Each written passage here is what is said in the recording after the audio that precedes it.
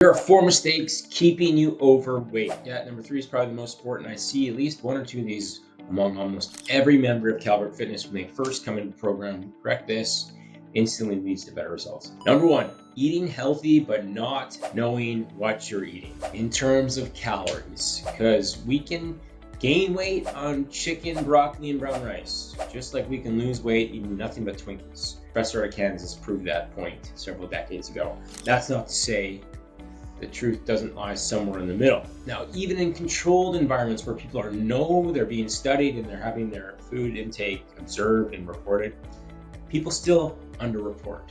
There was a study doing obese twins versus non-obese twins. Those who were obese underreported their intake by 700 plus calories per day. Even dietitians, the experts, had their intake tracked, underreported by a few hundred calories a day. That all adds up. So you not tracking, having no accountability or someone observing you, what are the chances that you're likely to be consuming more food than you think? Pretty good, right? Number 2 is meals out. Every restaurant meal, at least at the big chains, big portion. One study showed the average restaurant meal contained 1,200 plus calories.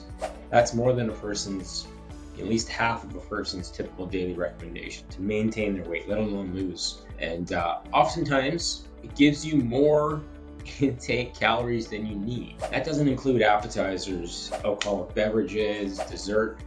So you gotta have a plan going in and build the rest of your day around that. I call it the work back method. Pick out a meal from the restaurant's website ahead of time. You plug it into wherever you track your food, build the rest of your day around that.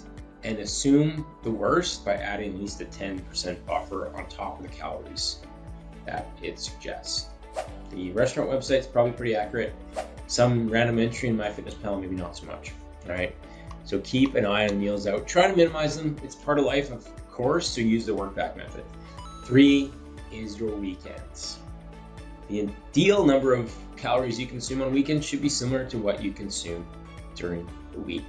Studies, this is going back several years now, in obesity research showed that Americans take in roughly 115 to 200 more calories per day on average on the weekends, Friday through Sunday. I would imagine that number is even higher today, but that adds up to 17,000 plus calories extra over the year and about 5 pounds gained, right? If you do the simple math on that, it never works quite as simply in the real world. But my suggestion is to try to have the same routines and habits on the weekend with a bit more flexibility. Consider calorie cycling, where you cut a bit more calories Monday through Thursday, potentially.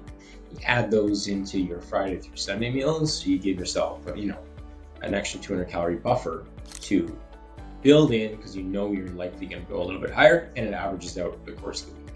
All right. Last one is trying to DIY your diet. Like I said off the top, people who are being studied and observed, they still eat more than they realize.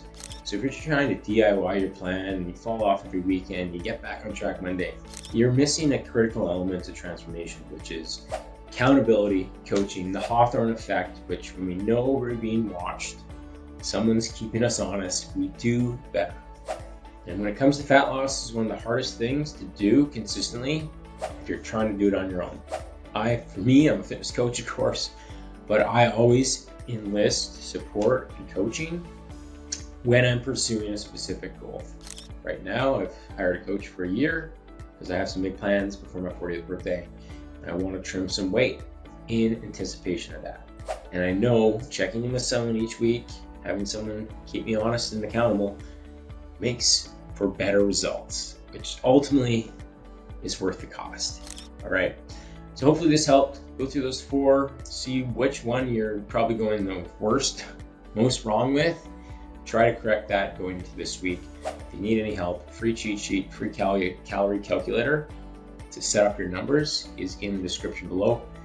And we'll talk to you guys soon.